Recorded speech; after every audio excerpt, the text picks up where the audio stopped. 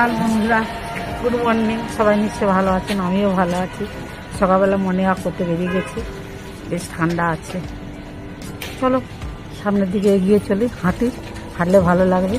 একটু আকাশটা মনে হচ্ছে মেঘলা মেঘলা লাগছে কি, একটু মেঘের সঞ্চার হয়েছে। হ্যাঁ, তবে সেরকম না, হয়তো বেলা করলে পরিষ্কার হয়ে যাবে। তবে ঠান্ডাটা কমে গেছে, রাত্রিবেলা দেখলাম ঠান্ডাটা কমে গেছে। সকালবেলা অনেক সকালে উঠেছি আজকে, একদম ভোরবেলা। চলো উঠে পড়ি, মানে চলে যায়, উঠে পড়ি বলছি। চলো। কতগুলো জবা হয়েছে, অনেকগুলোই জবা হয়েছে। ওইখানে একটা, এইদিকে হয়েছে লাইন দিয়ে, অনেকগুলো জবা হয়েছে, লাল হয়ে ফুটে আছে পুরো গাছ জুড়ে, দারুণ লাগছে। ওই দূরে একটা, ওই নতুন গাছও একটা হয়েছে দেখছি, এই যে জবা হয়ে ফুটেছে। এই যে নতুন গাছও একটা হয়েছে, এখানে গোলাপটা কত বড় হয়ে ফুটেছে। সন্ধ্যা মালতীগুলো যথারীতি ফুটে আছে এখানেও প্রায়। এইখানে একটা লাল গোলাপ ফুটেছে, কত বড় হয়ে ফুটেছে। এখানে হলুদ কালারের গোলাপটা এখনো ফুটে আছে বড় হয়ে।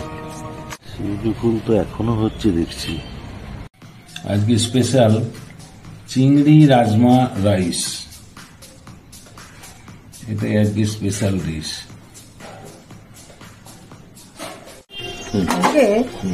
চিংড়ি রাজমা রাইস করবো। এই যে চিংড়ি মাছগুলো বেছে রেখে দিয়েছি, আগে রাইসটা বসিয়ে দিচ্ছি, বুঝলে।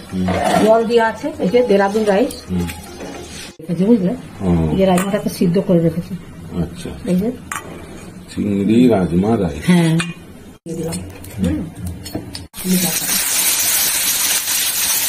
এখানে তো বকলি আছে, ফুলকপি আছে, কড়াইশুঁটি আছে, আর ক্যাপসিকাম কুচানো আছে, রসুন কুচানো আছে, বিট গাজর, না বিট না গাজর আছে, আর এখানে টমেটো আছে, আর এখানে পেঁয়াজ আছে। এই যে চিংড়ি মাছ তো বেশি ভালো যায় না, কুচি দিয়ে দিলাম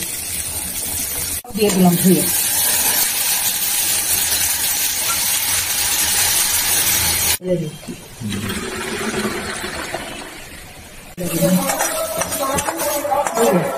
হয়ে গেছে, এবার রাইসটা দিয়ে দেবো।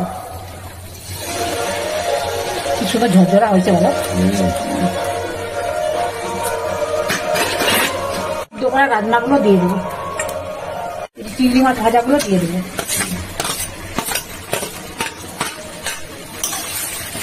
কি সুন্দর লাগছে কালারটা বলো। একটু টমেটো দিয়ে দিলাম, হ্যাঁ, মতো লবণ দিয়ে দিচ্ছি।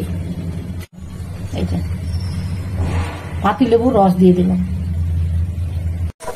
আমি কিন্তু কাঁচা লঙ্কা দিয়েছি, বুঝলে, আর কিচ্ছু দেবো না। পুরো রান্নাটা কমপ্লিট, এবার একটু চাপা দিয়ে রেখে দেবো। চিংড়ি রাইস, হ্যাঁ, দমে হবে। হ্যাঁ,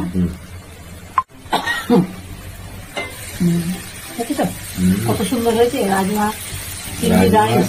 আর খুব পুষ্টিকর খাওয়া, জানো তো। যেমন রাজমা আছে, সমস্ত সবজি আছে, এটা সবাই রান্না করে খাবেন, খুব ভালো লাগবে। হ্যাঁ হ্যাঁ হ্যাঁ। আচ্ছা, কি করেছো? আজকে চিংড়ি দিয়ে রাইস। হ্যাঁ, রাজমা আছে বাবা। চিংড়ি রাজমা রাইস খেয়ে বল কেমন টেস্ট হয়েছে। দারুণ।